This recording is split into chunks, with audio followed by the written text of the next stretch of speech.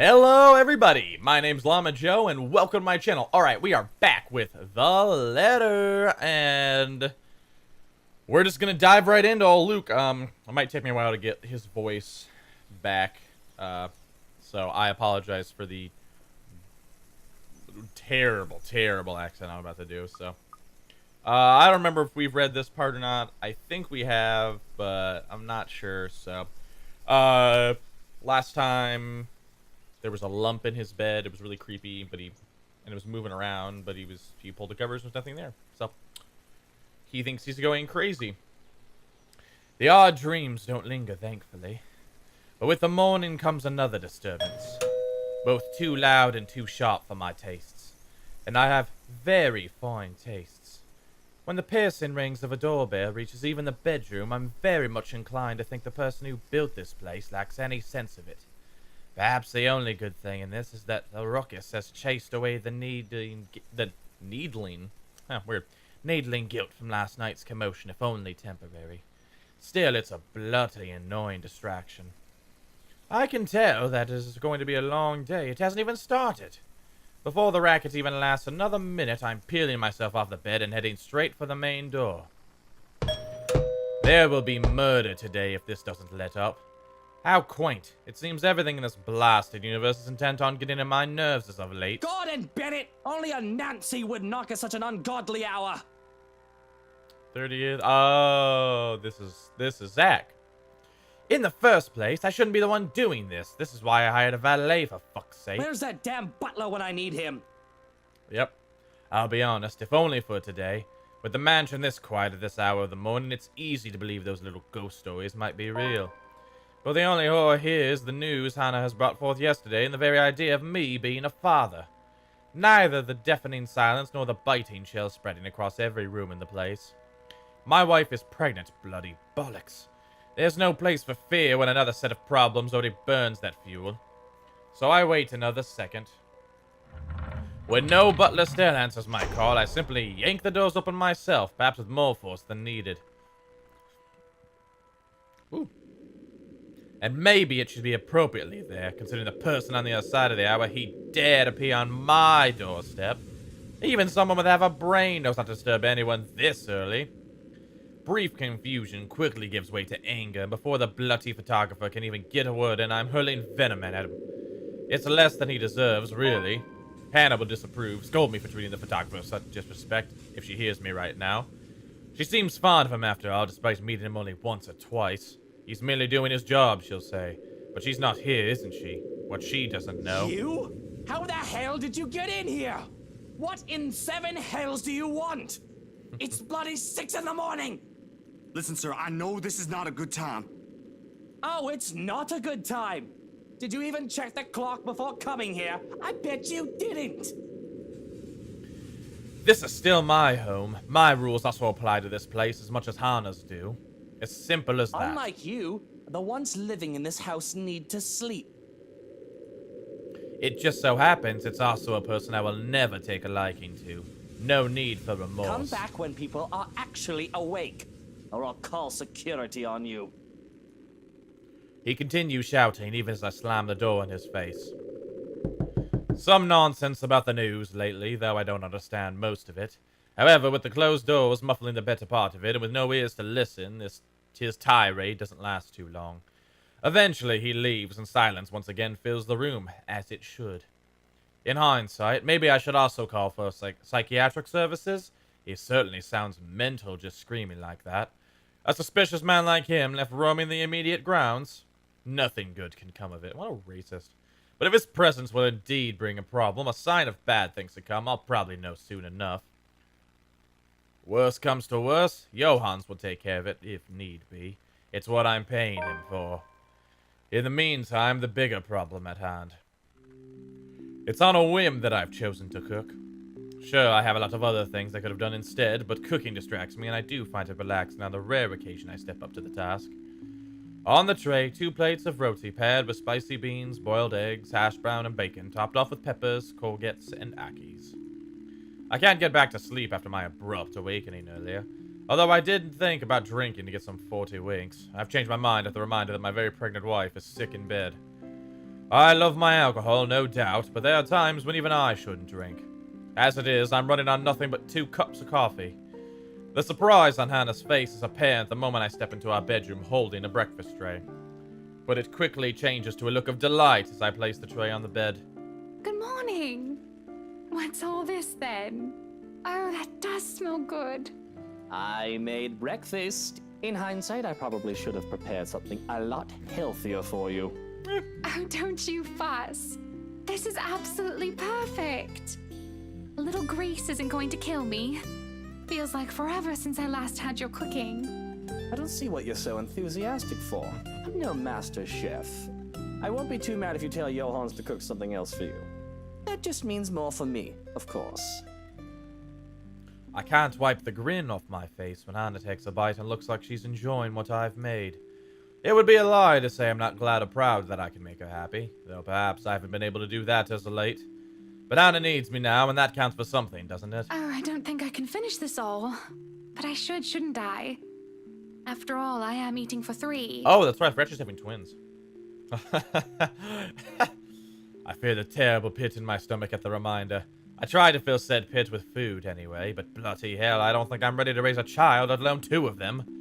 There's nothing else that can be done other than to steel myself for fatherhood. Speaking of you 3, what did Dr. Hobbs say? How are you and the babies? The physician took some of my blood. I'll go through some other tests tomorrow to make sure we're fine. I know how you hate hospitals, so I asked Johans to drive me there.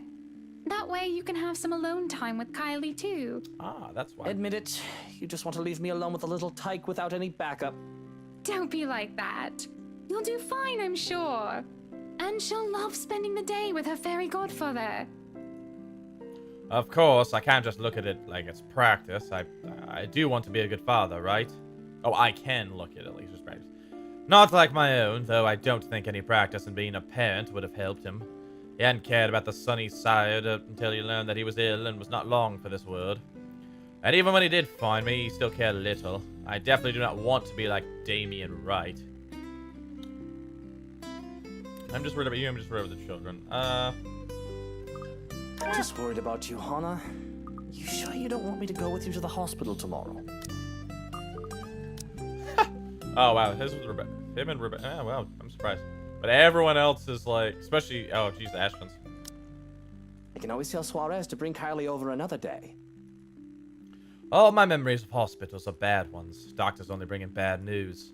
Pills and money exchanging hands. All I can see is mother too weak to take care of herself, let alone me. How her brightness dulled so badly, she might as well blend in with the white hospital walls with how pale and lackluster she was. My breakfast starts to grow stale, and I feel like throwing up for a moment. I'll be fine, Luke. No need to worry your head over me. I'll go through those lab tests. I'll visit my gynecologist while I'm there too. It'll all be over, and I'll be home before you know it. Besides, I don't want you hanging around and scaring the doctors. She says that, but I still can't shake off this bad feeling, this dread, which creeps up my back and crawls into my ears. It's nothing new, perhaps. I hate doctors as professionals on principle. I mean, how can anyone not be afraid of the White Coast and bloody hospitals? They know about how to help people, that is a given, but it's entirely logical that they know how to do the complete opposite. With their intimate knowledge of the human body, they'll be able to break as much as they mend. Who's to say that we're safe behind the doctor-patient confidentiality? Can we trust the drugs they give us? I don't think I can so easily put my life in the hands of another human Doctors being. are the scary ones, not me. I swear, a lot of them are vampires. Hey, quick plug for a game I'm going to play in June. They finally have an official release date, June 5th.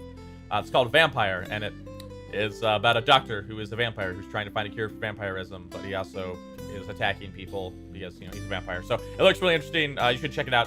VAMPYR. It looks really good. I already bought the game, so when it comes out, I'm going to play it. I'm really excited for it. She laughs and shakes her head, and I know she doesn't mean to mock, but I hardly see it as a laughing matter. You are being irrational. And I'm going to be fine. Don't you trust that I can take care of myself? Of course you can. Am I not allowed to be worried about my pregnant wife? A look passes over her face, too quick for me to decipher what it I'm was. sorry, I'm just not used to you worrying about. About me, about her. I think I want to go back to sleep. If that isn't a dismissal, I don't know what it is. And maybe another time I would have been mad, yet I find that I'm only tired, resigned. I can only give a terse nod and start on putting away the plates. Neither of us find it in ourselves to finish the scraps of food that remain, appetites lost. Okay. Let's read this real quick.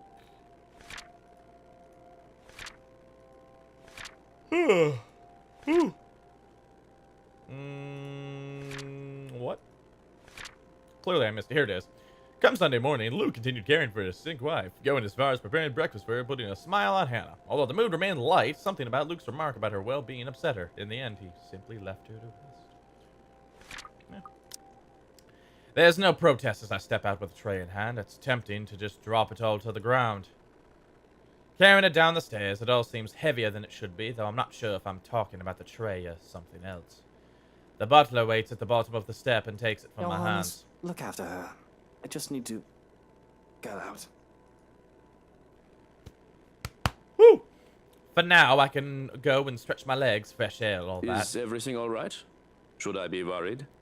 I'm fine. I just need to breathe.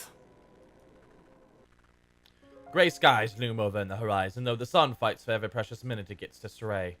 It'll rain again soon, with the wind bringing along the gloomy clouds normal to Luxburn. Until then, it doesn't hurt to be out here for fresh air and sunshine. I walk to the gardens, what little of it there is at the moment anyway, and kneel by the daffodils. These were the first to be brought here and planted on my request, and if nothing else, they brought in a sense of peace. They were my mother's favorites. Closing my eyes, I lift my chin up to welcome the light that shines upon me. And for a minute, I can imagine myself as one of the flowers, peaceful, blooming, and all too happy to stand in its warmth. Life would be much easier if we were like flowers, wouldn't it? But I didn't step out here to get all philosophical. I have problems much more practical than figuring out the meaning of life after all. Too many things have gone on these past few days, and I want to forget about them, even if just for a moment. It's almost All Saints, isn't it?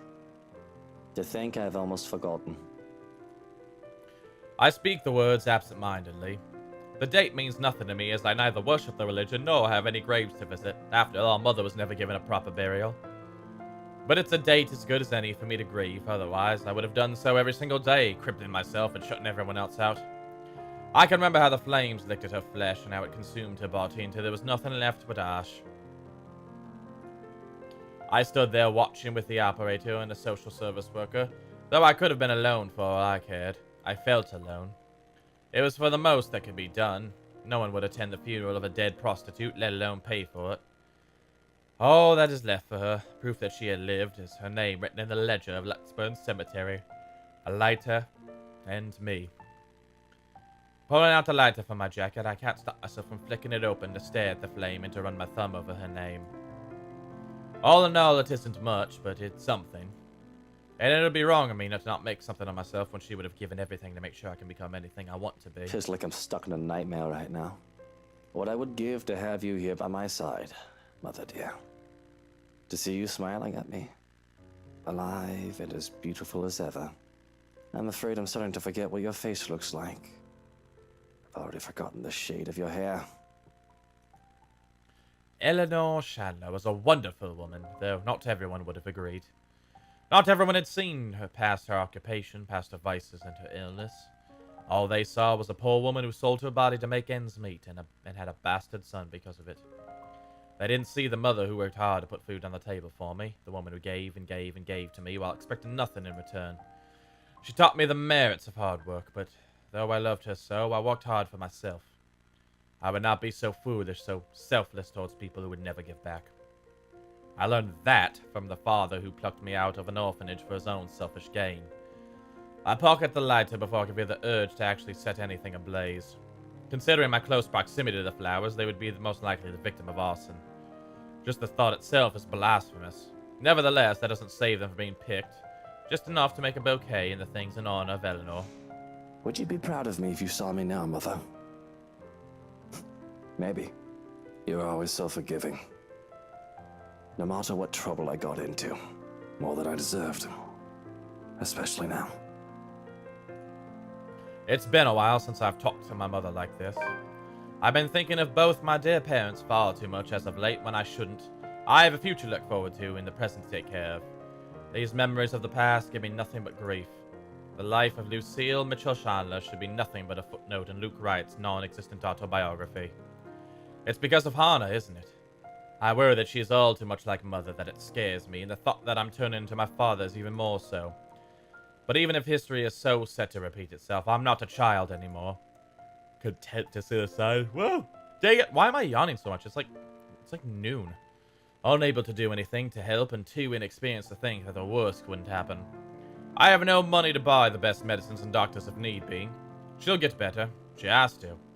And once we get over this little bump in the road, I can stop worrying. All will be right with the world. Unfortunately, my time alone is cut short, though. I think those flowers look beautiful, my lord. The parlor, the room where the lady stays for her tea, it could certainly use some.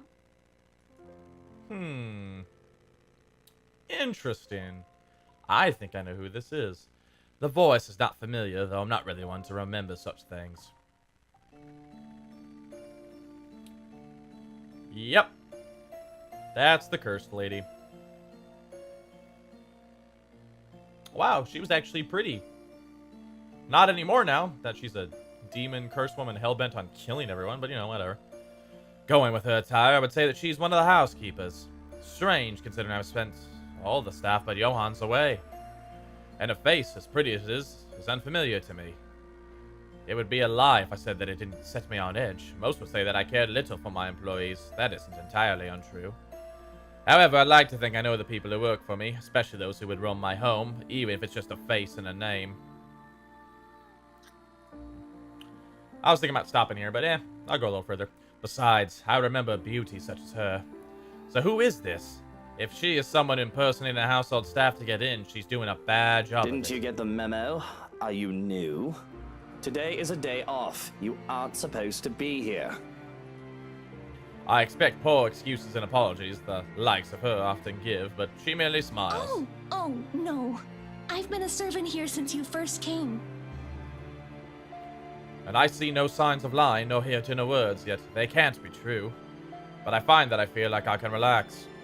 She has that sort of smile that makes one's kind to shine through without words or action. It reaches her eyes, filling them with a strange sort of mirth, as if she's just thought of something very funny. Perhaps, had it been any other person, I would have interpreted it as a deceitful grin. But the curl of her lips and the shine of her eyes are too soft to hold on in malice. Yeah, okay. She takes my silence as a sign that she can continue. And it's not like I feel any urgency to stop her. I'm not really in the mood for company. But I'm not averse to it in the moment either. Entertaining a beauty like her, even for a little while, wouldn't hurt. It helps that she proves easy to listen to, despite how oddly she speaks. I'm sorry. I apologize. I shouldn't have bothered you. Look at me, talking to the master of the house without even asking for permission. What will the others think? If you'll excuse me, I'll just... I haven't driven you away yet, have I? And it's your day off. I don't see why we can't chat a bit. Of course. If that is what you wish. As long as it does not get you into trouble with the lady. To even take time for someone as lowly as me. No wonder that everyone under the mansion's employ is so fond of you. Though it should have no longer been a surprise to me. You have always been such a kind and loving lord. I have to stop myself from calling out on her shite. It's almost as if she's talking about an entirely different man. No matter how big my ego gets, I know for a fact that I'm hardly in the running for Best Boss of the Year award. The only reason that most of my staff stay is because of the decent compensation. I'm not cheap. But if she wants to lay it on thick, I'll allow it. Who wouldn't want a beautiful woman complimenting them? I'm sure she'll be fine with this. We are just talking after all. Unless you had other things on your mind when you approached me. Oh, Luke. The words leave my mouth before I even realize what I've said. I panic a bit. Though I can get away with picking up women out in the city, sometimes even out of the county, I've always taken care not to do so in my home or in my businesses. Not when it'll be so easy for Hannah to find out about my infidelity through these channels.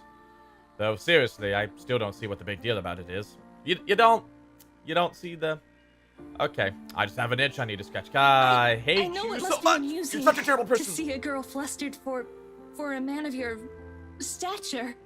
But please don't say such things, my lord. I saw you alone and simply thought you could use some company. Thankfully, and I do count my lucky stars, it seems the woman takes it as a joke rather than the casual pass it was intended to be. So how are you liking your work around the mansion?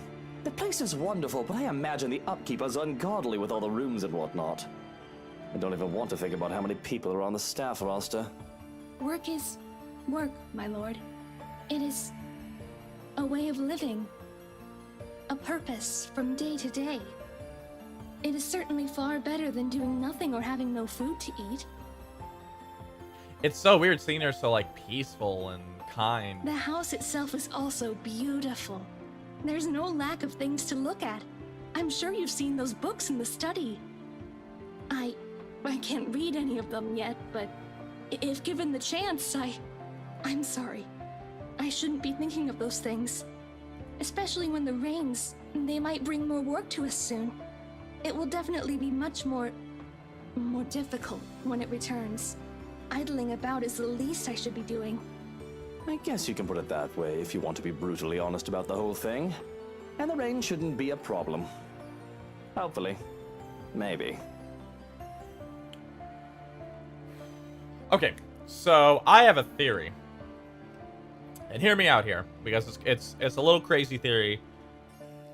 But we had noticed the woman who looks like Hannah with Ashton's, a few episodes back. She was all bloody, and then she was in that attic and all this stuff and saying all these weird, creepy things and acting all evil. So I wonder if maybe this maid isn't actually evil. Now, it's a stretch because, but what if like that thing around like that is the curse, and she's writing the letter, "Help me, help me, help me," because the lady has also cursed her and is making her do these terrible things and kill all these people, but she doesn't want to. And so she, like, snaps and goes crazy on a murder rampage. And the only reason she's so kind, it doesn't harm him, it doesn't go crazy on him, is because he resembles the husband, the man of the house with the lady. So, I don't know. Because it really threw me off when I saw the old lady of the house, like, in there and all creepy and blood-filled and everything. So, I don't know. I have, I'm starting to have a little doubts about what's really going on here. There's got to be some big plot twist in here. But, we'll go a little bit further, but then we'll call it. Because I never checked the time when I started the recording, so I know it's gone longer than 50 minutes at this point. It has to have. But, yeah. So, if a little dreary, at least she doesn't beat around the bush. I like the honesty. Many would bemoan the status of the household staff as a janitor, the menial role, and believe themselves to be for greater things. And I would not begrudge the idea that one can always get better. But one shouldn't be so discontent with what they have, either. The rain is something I simply must get accustomed to, if I am to live here. I've not spent long in this place after all. But I have been told that it has rained in this nation since a mother's time, and their mother's time. There is little we can do about it. I am just glad to have time in the sun, even for a short while. See, and the reason I have this theory is because, like, she just said she can't read. So she really is, like, this curse and, like, all this witchcraft and everything. Wouldn't she need, like, books and, like, ritual incantations and things to read in order to, like, have these things? So, I think there's more going on. Isn't that the truth? Really, these sunny days have been welcome, though I can't imagine they'll last for long. Sometimes I just want to pack my things and leave for somewhere like, say, the Bahamas or whatnot. Get some sun and surf. But certainly, you will return for us, won't you? This is your home, after all. Your people, they won't be pleased if the master of the house leaves. Of course, I can't very well leave my businesses hanging here, can I? I just wish I could actually trust people enough to go on vacation without taking work with me. I've also got to get back here if I ever want proper meals. A proper pudding is something you'll never find out there. The woman nods in understanding, and I must say that she makes for a fine listening ear. Though what she says next gives me pause, whether she meant for me to hear it or not. And good tea. From what the cook has been telling me, I've yet learned how to prepare one. Perhaps once I do, it would endear the lady of the house to me. I never expected her to be so unkind after what she did for me. See? Though it's only if one catches her in a foul mood. I wish I knew how to avoid her anger. I'm telling you. I'm telling you. Something fishy going around here. I highly doubt she means Hana. That woman rarely has a mean bone in her body. And when she actually is nasty towards someone else, it's usually deserving enough. Much like with that Rochelle woman. Hell, he even tolerates Harvey for me. Even if she did admit that she doesn't quite like the man. She must mean the head housemaid, right? I have to laugh at that. Not that I have room to speak, I don't deal with it myself anymore, even though Johann says a few choice words about the head hag. She's just been under the right employ when she was also head housemaid for my father. And if anyone's not going to get along with someone, it'd be that crotchety old woman. I don't remember her name, but the woman had been this strict upstart bitch who took one look at me, her master's bastard son, and turned her nose up as if she were better by mere consequence of birth. That, and she absolutely loathed my very existence. Perhaps the rumors had been true. She had a miscarriage while bearing another one of my dearest father's children, and she saw me as an obstacle to her being granted a better standing in life. I remember that much, at least. The only reason I haven't sacked her yet is because of her competence. Also because working under my household makes her absolutely miserable. Her resignation made impossible by her pride. Nobody really gets along with that woman. I think everyone just tolerates her because of how old she is. I mean, not to be rude or awful or anything, but she's at the age where she'll be pushing daisies soon enough. Is she? Really, my lord? I'm sure the lady is much younger than that. I think the thought of tormenting the young and beautiful gives her reason to live. It does seem that way. Though I feel sorry for her. One's life should not be wasted away on hatred and anger. It is never good for the heart or the head to always carry ill thoughts. Yeah. But at the least, you are here for us. We are certainly so lucky to have a lord like you. The lady even more so. Okay. We're going to end it here just because, I mean, it's been going on for a while. So, thank you guys so much for watching. As always, feel free to like, comment, subscribe. Tell me what you like. Tell me what you don't like. And I'll do the best I can to make it right. I'm Llama Joe, and I'll catch you guys later.